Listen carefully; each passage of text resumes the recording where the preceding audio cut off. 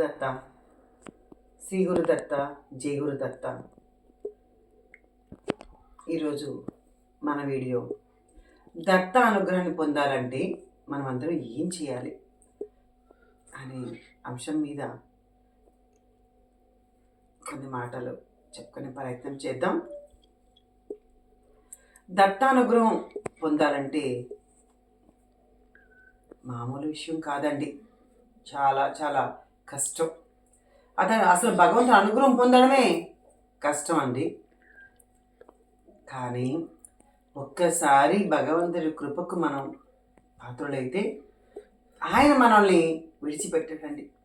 మనం ఎలా భగవంతుడి కోసం తప్పిస్తామో ఆ భగవంతుడు కూడా మన కోసం అంతే తప్పిస్తాడు.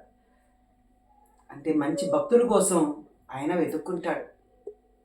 అలాగే దత్తా దత్త అనే పదం, ఆ రెండక్షరాల మంత్రం వల్లి వేయాలంటే ఎన్నో జన్మల పుణ్య ఫలం కావాలి. అందరూ దత్త అని జపించలేరు. అసలు దత్తభక్తి ఎప్పుడు కలుగుతుంది అంటే జన్మ జన్మల నుంచి కర్మలు క్షీణదశకు వచ్చినప్పుడు, పుణ్యం ఫలితం ఇవ్వనారంభించినప్పుడు మాత్రమే దత్తభక్తి కలుగుతుందండి. మన కర్మలన్నీ క్షీణదశకు రావాలి, పుణ్యం ఇవ్వను ఆరంభించడం మాత్రమే భగవత్ కృప, భగవత్ అనుగ్రహం కలుగుతుంది తప్ప అందరికీ దత్తభక్తి రాదు. మనం అనుకుంటాం దత్తక్షేత్రాలకు వెళ్ళాలి, పిఠాపురం వెళ్ళాలి, కురూపురం వెళ్ళాలి, గిర్నార్ వెళ్ళాలి, ఇలా ఎన్నో అనుకుంటూ ఉంటాం. కానీ అనుకోవడం వేరు, మన తపన వేరు, మన సంకల్పం వేరండి. ఎందుకు చెప్తున్నా అంటే ఎక్కడో చదివింది నేను చెప్పట్లేదు, మీ అందరితో పంచుకోవట్లేదు. నా జీవితంలో నాకు జరిగిన అనుభవాలే మీతో పంచుకుంటున్నాను అన్నమాట. నాకు గత 30 సంవత్సరాల క్రితం గురుచరిత్ర ఒకసారి చదివాను. దత్తానుగ్రహం స్వప్నం ద్వారా ప్రతిరోజు అనుభవించాను, ఆనందించాను. అప్పటి నుంచి ఆ పిఠాపురం ఎక్కడుందో, కురూపురం ఎక్కడుందో, నృషభబడి ఎక్కడుందో, కరంజాయి ఎక్కడుందో ఇవి అసలు ఏమీ తెలియదు, నిజంగానికి ఏమీ తెలియదు. కానీ చూసేయాలా అని తప్పన. అయితే రిజర్వేషన్ చేయించుకోను, మళ్ళీ రేపు వెళ్తాననగా ఈరోజు ఏదో ఒక ఇబ్బంది రావడం, ఇంకా క్యాన్సిల్ అయిపోవడం, అలా ఎన్నోసార్లు జరిగింది నా జీవితంలో. అప్పుడు నాకు అనిపించింది, దత్త నా మీద నీకు ప్రేమ లేదు, నా మీద నీకు అనుగ్రహం లేదు స్వామి, అందుకే ఇలా జరుగుతుంది. నేను దత్తభక్తికి అంటే అర్హత లేదు, అనర్హురాల్ని, కాబట్టే మీ క్షేత్రాలకు నన్ను తీసుకువెళ్ళటం లేదు అని రోజు ఎట్లా అంటే ఒక చిన్నపిల్లవాడు ఒక తల్లిని ఏమైనా ఒక వస్తువు అడిగితే ఆ తల్లి ఇవ్వకుంటే ఆ బిడ్డ ఎలా కింద పడుకొని దొర్లి మారం చేసి పైగా సాధించుకుంటాడు, నేను అలా సాధించుకున్నానండి. ప్రతిరోజు విపరీతంగా ఏడ్చేదాన్ని. ఎందుకు నాకెందుకు ఇవ్వలేదా అనుగ్రహం?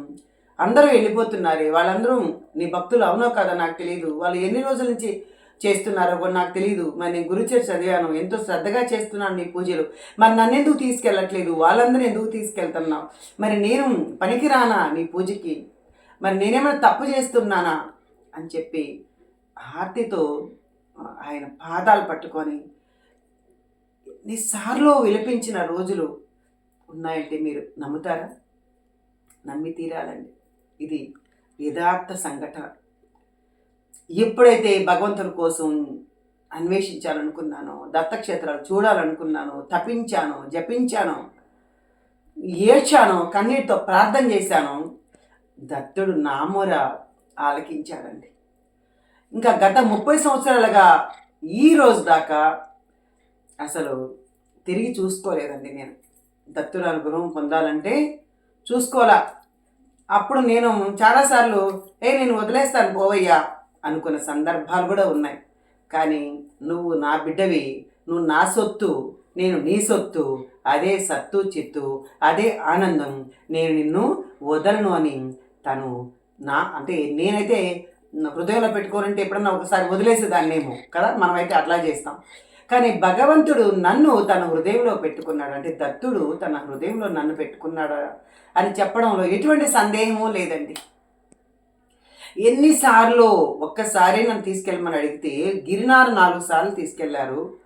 అలాగే నర్సబౌడి లెక్కలేదు, అంటే మన నర్సబౌడి లెక్కలేదు, గంగాపురం ఇంకా అసలు లెక్కేయలేదు, పిఠాపురంలో ఆల్మోస్ట్ ఎక్కువ అక్కడే ఉంటానన్నమాట నేను.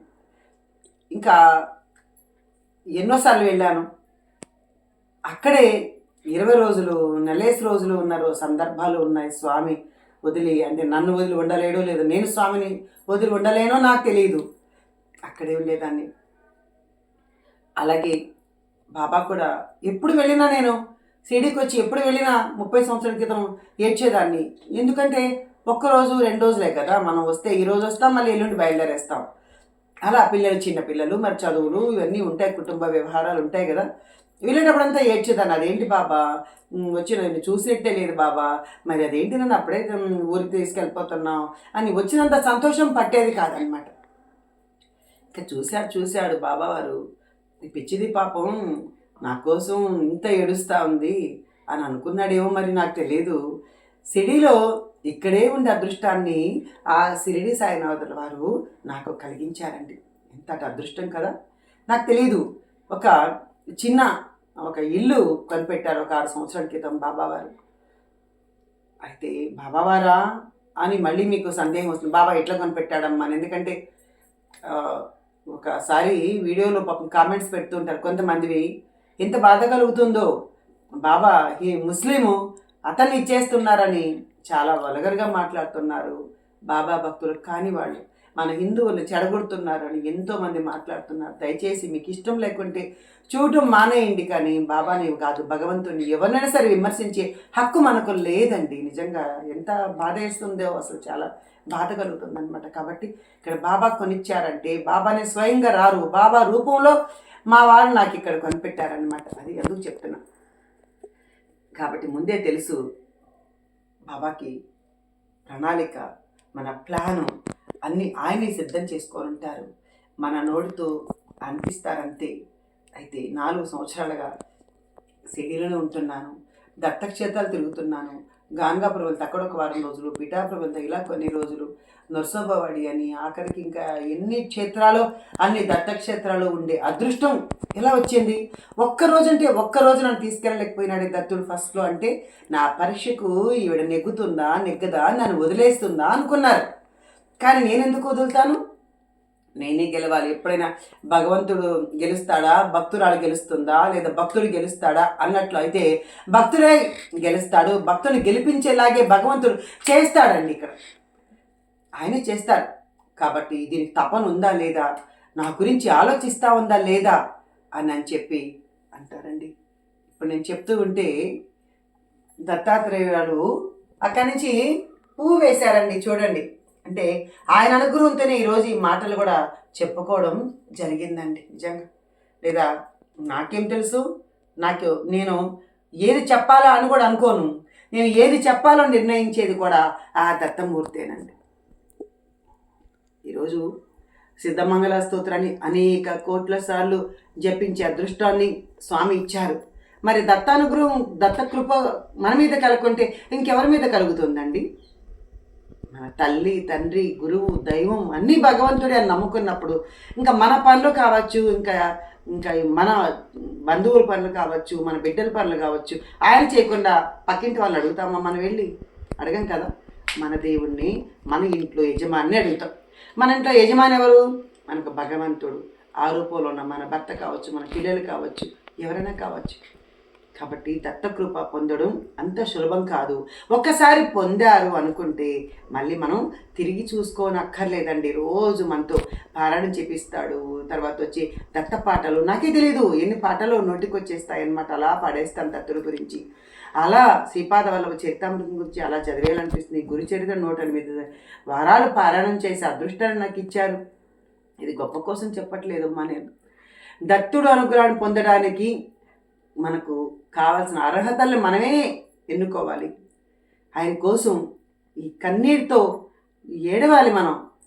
ఎందుకు స్వామి నాకు నువ్వు కావాలయ్యా అని ఒక బొమ్మ కోసం చిన్న బిడ్డ ఎలా ఏడుస్తుందో అలాగే మన భగవంతుడి కోసం కూడా మనం అలా ఏడ్చి మారం చేసుకుని సాధించుకోవాలన్నమాట. మొత్తానికి సాధించుకోవాలి, శోధించుకోవాలి, తర్వాత మనం సాధించుకోవాలి. అప్పుడే భగవంతుడు మన దగ్గర ఉండిపోతాడనమాట. కాబట్టి ఎవరు దత్తక్షేత్రాలకు వెళ్ళలేదే, అయ్యో నాకు దత్తానుగ్రహం లేదే అని బాధపడవద్దండి. అందుకు చేస్తున్నాను ఈ వీడియో. చాలామంది ఉన్నారు, అయ్యో నేను దత్తక్షేత్రానికి వెళ్ళాలనుకున్నప్పుడంతా నాకు ఏదో ఒక అవాంతరం వస్తుంది, మరి ఏంటి అని నాలాగే మీరు బాధపడిన సందర్భాలు ఎన్నో ఉంటాయి. కానీ దత్తుడు కోసం జపించండి, దత్తాను కావాలి నాకు అని గట్టిగా పట్టుబట్టండి, తప్పకుండా మిమ్మల్ని తీసుకెళ్తాడనమాట. మనల్ని గమ్యం వైపు చేర్చడానికే ఆయన ఉన్నారు. కానీ ఎప్పుడు చేరుస్తాడంటే మనలో అర్హత చూస్తాడు, మనలో ఉన్న కర్మ దోషాలన్నీ మనమే తొలగించేలాగా చేస్తారు. అంటే మనం వాక్కుల మూలాన, తల చూపుల మూలాన, చేష్టల మూలాన ఎదుటి వాళ్ళని ఎంతో ఇబ్బంది పెడతాం, ఎదుటి వాళ్ళకి ఏ సహాయమో చేయము. మనలంతా దుర్గుణాలు ఉంటాయి కదా, అరిషడ్ వర్గాలన్నీ ఉంటాయి కదా, అవన్నీ మనలో పారదోలేసి చక్కగా మనల్ని ఒక తెల్ల కాగితంలాగా భగవంతుడు చేసి అప్పుడు భగవంతుడు వచ్చి కూర్చుంటాడు. అంతే కదా, భగవంతుడు కూర్చోవాలంటే మన హృదయం శుభ్రంగా ఉండాలి. చెత్త ఉంటే వచ్చి కూర్చుంటాడు భగవంతుడు? కూర్చోడు కదా. కాబట్టి మన హృదయాన్ని శుద్ధి చేసుకొని క్లీన్ చేసుకొని అప్పుడు రావయ్యా దత్తా నువ్వు కూర్చో, అప్పుడు రావయ్యా బాబా నువ్వు కూర్చో. ఇద్దరే కాకుండా మహాత్ములు వచ్చి పిలుస్తా వస్తారు, అలాగే భగవంతుడు వస్తాడు. ఇక్కడ గురువులనే చెప్తాంది అనుకోవద్దండి, గురువులే భగవంతుడు. భగవంతుడికి గురువుకి తేడా లేదు, ఇద్దరు ఒక్కళ్ళే, వాళ్ళు వేరు వీళ్ళు వేరు కాదు. కాబట్టి మనమందరం దత్తానుగ్రహం పొందాలంటే ఆర్తితో ప్రార్థించండి. అసలు చిన్నపిల్లవాళ్ళండి, నాకు అదే ఆశ్చర్యం అనిపిస్తుంది. నా వయసులో 30 ఏళ్ల నుంచి నేను ప్రారంభించాను దత్తుడు కావాలని. ఇంకా అంతకంటే ముందుగానే 10 సంవత్సరాల పిల్లలు కూడా ఈరోజు హారతలు పాడేస్తున్నారు, ఒక దత్తానుగ్రహం పొందుతున్నారు. అంటే వాళ్ళ పూర్వజన్మ సంస్కారం వాళ్ళకి వచ్చింది, దత్తానుగ్రహం పొందుతున్నారు. కొంతమందికి చిన్నప్పుడే వస్తుంది, కొంతమందికి 60 ఏళ్ళు 70 ఏళ్ళు వచ్చినా వాళ్ళకి భగవద్భక్తి కలగదు. అంటే ఇవన్నీ ఏంటంటే వాళ్ళ కర్మలంతా క్షీణదశకు వచ్చి పుణ్యం ఫలితం ఇవ్వని ఆరంభించినప్పుడు మాత్రమే భగవద్భక్తి కలుగుతుంది. కాబట్టి మనం టీవీలు మానేసి చూడటం మానేసి, టీవీలో కూడా చాలా వస్తున్నాయి, భక్తి ఛానల్ వస్తుంది, చాలా ఉన్నాయి కదా, అవన్నీ కూడా చూసుకోవచ్చు. మనం సీరియల్స్లో ఏముందండి, ఏమీ లేదనమాట. కాబట్టి మనం భగవద్భక్తి పొందాలంటే గురుచేత్ర పట్టుకోండి తప్పకుండా.